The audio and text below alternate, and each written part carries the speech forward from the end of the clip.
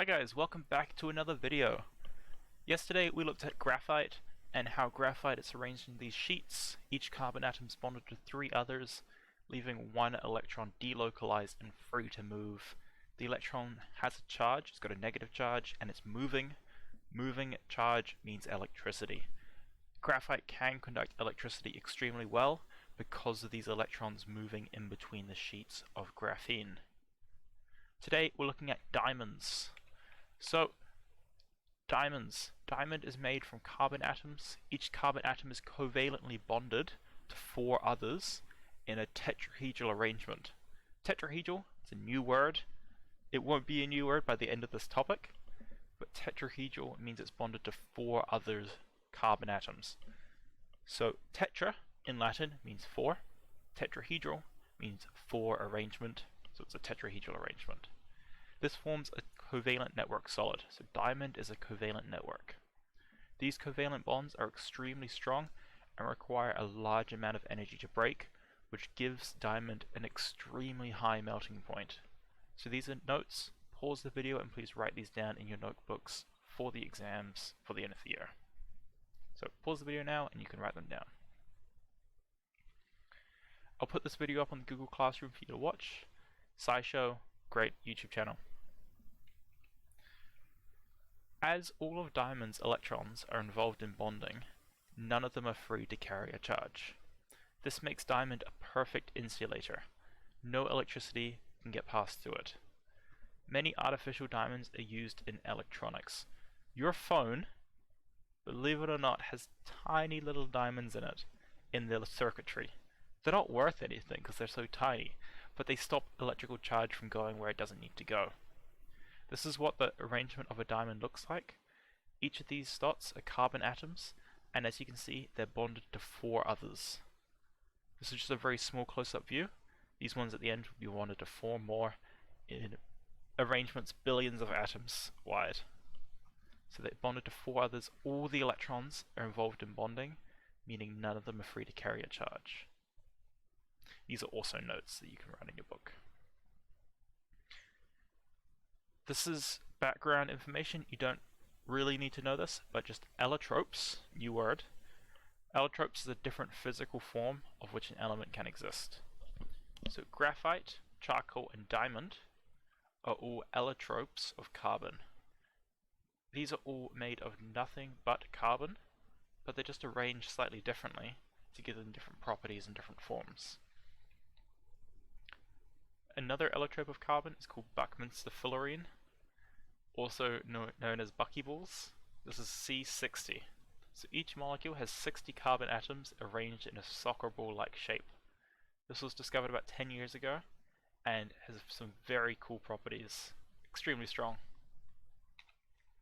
So allotropes of carbon, you got graphite here, you got diamond here, and you got some... I'm not sure what this is, it's been a while since I've made these slides, but some other form of carbon there.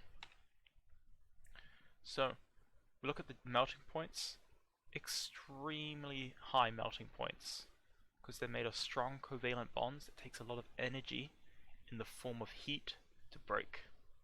Conductivity, in terms of electricity, diamond's an insulator, while graphite's a conductor. And hardness, diamond's one of the hardest, it is the hardest known material. And graphite's very soft, it's used in pencils, you can write with it. Silicon dioxide's a covalent network. So silicon dioxide is the last covalent network we're looking at. Silicon dioxide consists of silicon and oxygen atoms held together by covalent bonds in a tetrahedral arrangement. So it's a covalent network solid. This is the last notes for the video to put in your book. So, this is a typical exam question. Complete the table below by choosing the appropriate type of solid that matches the properties shown in the table. Let's take a look at this. A, we've got a pretty low melting point. 290, it's kind of still hot. So medium melting point, medium boiling point. Conduct electricity. As a solid, it doesn't.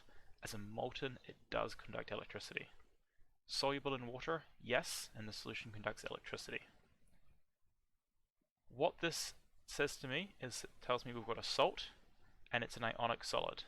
Because ionic solids do not conduct electricity when they're solid, because the ions are stuck in place, they cannot move. When the ions are dissolved in solution, the sodium ions and the chloride ions and the potassium ions can all move around in the solution. They're charged particles moving, they can carry a charge. So A is ionic. Let's look at D now.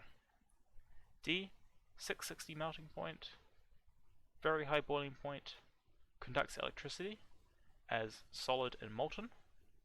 Okay, so being solid and molten conducts electricity. Soluble in water, no. To me, this looks like metallic solid.